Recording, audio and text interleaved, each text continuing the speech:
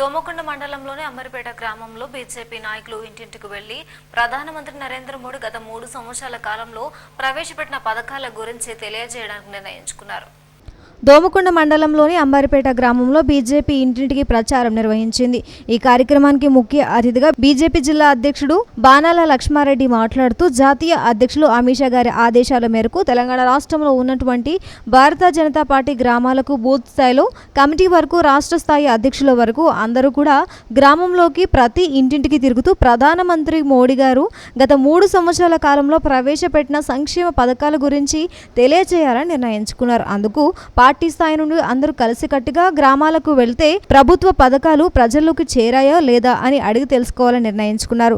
గ్రామాలు అభివృద్ధి చెందితేనే దేశం అభివృద్ధి చెందుతుందని అన్నారు.